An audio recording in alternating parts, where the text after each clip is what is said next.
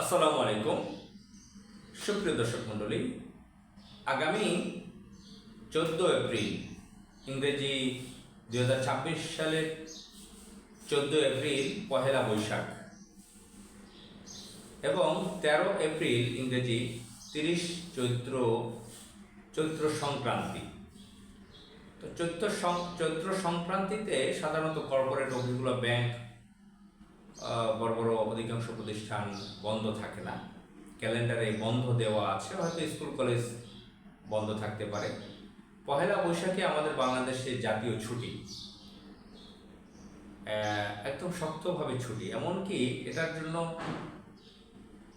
ভাতা পর্যন্ত চালু করেছে সরকারি স্বায়ত্তশাসিত প্রতিষ্ঠান, এমপিওভুক্ত প্রতিষ্ঠান, ব্যাংক, বিমা, ইন্স্যুরেন্স, বিভিন্ন জায়গায় বৈশাখের জন্য ভাতা পর্যন্ত তারা চালু করেছে বাংলাদেশে। তারা বলতে সরকার ব্যবস্থাপনা। তো এটার দরকার ছিল কি না ছিল, আপনারা জানেন যে এটার পিছনে কাজ করছে আমাদের পাশের দেশ ভারতের বিভিন্ন সংস্থাগুলো। যুগ যুগ ধরে আমাদের এখানে এই মুসলিম দেশ বাংলাদেশে বিভিন্ন ধরনের ষড়যন্ত্র কাজ করছে মুসলিম কালচারকে ধ্বংস করার জন্য। আমরা অতীতের ইতিহাস থেকে দেখি, আমাদের যুগ যুগ ধরে আমরা কয়েকশো বছর ইতিহাস যদি দেখি বাংলার এই ভারতীয় উপমহাদেশের, বৈশাখ মাস ছিল সাধারণভাবে এখানে এরকম মানে বড় ধরনের কোনো উৎসব ফেস্টিভ্যালের কিছু ছিল না, সাধারণ একটা মাস ছিল। এখানে কৃষকদের জন্য একটা ব্যাপার স্যাপার ছিল। তারা কৃষকদের আমরা ছয় ঋতুর বাংলাদেশ। বৈশাখ মাসের কৃষকরা তারা এক ধরনের ধান উঠায়, আউশ ধান। আমি ছোটবেলা দেখেছি বিভিন্ন ধরনের ধান তারা রোপণ করে, নতুন করে কৃষি, মাছ চাষ ইত্যাদি। আমরা গ্রামে দেখেছি বৈশাখ মাসে বিভিন্ন পুকুরে পানি আসে, মাটির তল থেকে পানি আসে, খাল থেকে, বিল থেকে পানি আসে, তখন সেখানে মাছের নতুন পোনা ছেড়ে দেয় মাছ চাষের উদ্দেশ্যে। তো এগুলো আমাদের বিজনেস, এগ্রিকালচারের একটা অংশ। খুব বেশি একটা বড় ধরনের অনুষ্ঠান, ফেস্টিভ্যাল হতো অতীতে, আমরা এগুলো ইতিহাস থেকে দেখিনি। আমরা সম্রাট আকবরের কথা জানি, তিনি একটা রেওয়াজ চালু করেছিলেন বাংলায়। এগুলোর কিছু ইতিহাস আছে। তো এটাকে যেটা করেছে, এই বৈশাখের নাম দিয়ে হিন্দুত্ববাদীরা, ভারতের এই কট্টর হিন্দুত্ববাদীরা মুসলিমদের বাংলাদেশে চাপিয়ে দিয়েছে তাদের পূজা। এই বৈশাখের সময় হিন্দুরা পূজা করে, বিশেষ তাদের পূজা আছে। এই পূজাটা চাপিয়ে দিয়েছে পুরো মুসলিম রাষ্ট্রের উপরে, মুসলিম দেশের কোটি কোটি মানুষের উপর চাপিয়ে দিয়েছে রাষ্ট্রীয়ভাবে। আপনারা জানেন, ভারত কর্তৃক পরিচালিত সন্ত্রাসী সংগঠন আওয়ামী লীগ, যারা ভারতের এজেন্ট হিসেবে কাজ করে, কংগ্রেস বলেন, বিজেপি বলেন, যে পার্টি বলেন, তারা ভারতের যারা উগ্রবাদী আছে, জওহরলাল নেহরু থেকে শুরু করে এখন পর্যন্ত ভারতের সরকারে যারা এসেছে রাষ্ট্র ক্ষমতায়, তাদের অধিকাংশই হচ্ছে উগ্রবাদী। তো তারা বাংলাদেশে আওয়ামী লীগকে পুষে রাখছে তাদের নিজেদের স্বার্থের কারণে।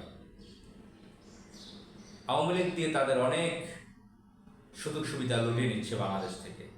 কালচারাল আগ্রাসন সেটাও চালাচ্ছে। বিশেষ করে বাংলাদেশে মুসলিম কালচারকে ধ্বংস করার জন্য উঠে পড়ে লেগেছে ভারত বহু বছর যাবত। বাংলাদেশের সীমানায় ডজন ডজন মাদক কারখানা করেছে বাংলাদেশের যুব সম্প্রদায়কে ধ্বংস করার জন্য।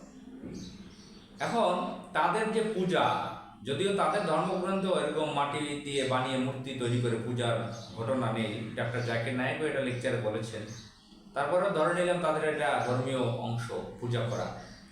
তো এই পূজাটা তাদের ধর্মের লোক হয়তো পালন করবে, কিন্তু মুসলমান রাষ্ট্র এটা কেন চাপিয়ে দেবে? এবং বৈশাখের নাম দিয়ে আমরা হাসিনার সময় দেখেছি, ফ্যাসিস্ট হাসিনা, ভারতের কৃতদাস লেডি লেন্দুপ দর্জি ভারতের এজেন্ট হিসেবে কাজ করেছে। সে যেটা করেছে, বাংলাদেশে আর্মি দিয়ে, র্যাব দিয়ে, বিভিন্ন আইন শৃঙ্খলা বাহিনী, হাজার হাজার বাহিনী সদস্য দিয়ে পাহারা দিয়ে পূজা করিয়েছে, মঙ্গল শোভাযাত্রার নামে এগুলো করিয়েছে। মঙ্গল শোভাযাত্রার নামে পূজা ঢাকা শহরে ছড়িয়ে দিত। সারা বাংলাদেশে বিভিন্ন কয়েক ডজন সাংস্কৃতিক সংগঠন আছে ভারত কর্তৃক পরিচালিত। এগুলা কবি আব্দুল হাই শিকদারের ডাটাগুলো খুব সুন্দর করে বলতে পারেন, মাঝে মাঝে তিনি বলেন। তো এগুলো বাংলাদেশে চলছে বহু বছর যাবৎ। এখন 12 ফেব্রুয়ারি ইঞ্জিনিয়ারিং যে বিএনপির সরকারটা এসেছে, এই সরকার সংস্কৃতি বিষয়ক মন্ত্রী বানিয়েছে নিতাই রায় চৌধুরীকে। ঠান্ডা মাথার কট্টর হিন্দুত্ববাদী একজন ব্যক্তি। এরশাদের আমলে সামান্য সময়ের জন্য মন্ত্রী ছিল, এখন তাকে সংস্কৃতি মন্ত্রী বানিয়েছে। তার মেয়ে বিএনপির সাথে জড়িত, বিএনপি রাজনীতি করে, সেও বিএনপির রাজনীতি করে। বাংলাদেশে হিন্দুরা যারা রাজনীতি করে, বিএনপি টিএনপি করে, তাদের বড় একটা অংশ ভিতরে ভিতরে আওয়ামী লীগ এবং তারা ভারতের হয়ে কাজ করে, সেটা তো আছে, এবং তারা মূলত আওয়ামী লীগ করে। তো তার বেআই গয়েশ্বর রায়, পাবলিক পারসেপশন, তারা ভারতের এজেন্ট হিসেবে কাজ করে। তো এই নিতাই রায় চৌধুরী সংস্কৃতি মন্ত্রী হয়েই বলেছে সনু নিগম না কি জানি নাম, ভারতের কয়েকজন সিঙ্গার শিল্পীর নাম বলেছে, তাদের মতো বাংলাদেশের শিল্পীদের হতে হবে ইত্যাদি। অর্থাৎ সে ভারতকে অনুকরণ করছে, ভারতের এজেন্ডা পূরণ করছে, বাংলাদেশের সিঙ্গারদেরকে শিল্পীদেরকে সে তুচ্ছ তাচ্ছিল্য করছে, হে প্রতিবন্ধ করছে। তো এখন মঙ্গল শোভাযাত্রা নাকি সে করবে সামনে, আমরা জানি না কি করতেছে। আমার কাছে সন্দেহ লাগতেছে যে এরা এই মঙ্গল শোভাযাত্রা করতে গিয়ে বাংলাদেশের মানুষের বিরুদ্ধে কোনো ষড়যন্ত্র করছে কিনা, মুসলমানদের বিরুদ্ধে, বাংলাদেশ রাষ্ট্রের বিরুদ্ধে। দেখা যাচ্ছে তারাই মঙ্গল শোভাযাত্রা এমনভাবে প্রচার করবে, আবার তারাই নিজেরা কোনো সেখানে আকাম কুকাম ঘটিয়ে চাপিয়ে দিবে অন্য মানুষের উপরে। এবং ভারতীয় মিডিয়া প্রচার করবে যে উগ্রবাদীতে ভরে গেছে বাংলাদেশ, অকার্যকর রাষ্ট্র হিসেবে তুলে ধরার জন্য, বাংলাদেশকে অস্থিতিশীল হিসেবে তুলে ধরার জন্য। এ ধরনের কিন্তু বহু বছর পরে আসছে। এখন মঙ্গল শোভাযাত্রা আপনারা জানেন ইন্টারিম সরকার আসার পরে, হাসিনার সময় ছিল, প্রায় 1.5 বছর ক্ষমতায় ছিল ইন্টারিম সরকার ডক্টর মোহাম্মদ ইউনূস, এই সময়টা এগুলো হতো না। এখন যেটা নিষিদ্ধ করা হয়েছে এই সময়, এই মঙ্গল শোভাযাত্রা মূর্তি পূজাটা বন্ধ করা হয়েছিল, যেহেতু কোটি কোটি মানুষের এটার আপত্তি ছিল এটা নিয়ে। এখন এটা সে চালু করতে চায়। এখন এটা চালু করতে গিয়ে নিজেরাই কোনো ষড়যন্ত্র করে বাংলাদেশ রাষ্ট্রকে বিপদে ফেলতে চায় কিনা, অকার্যকর রাষ্ট্র বা অস্থিতিশীল রাষ্ট্র, উগ্রবাদী রাষ্ট্র, উগ্রবাদী মুসলিম সমাজ রাষ্ট্র, এই ধরনের কিছু পরিচিতি বিশ্ব করাতে চাচ্ছে কিনা আমার কাছে বেশ সন্দেহ লাগছে। আসসালামু আলাইকুম।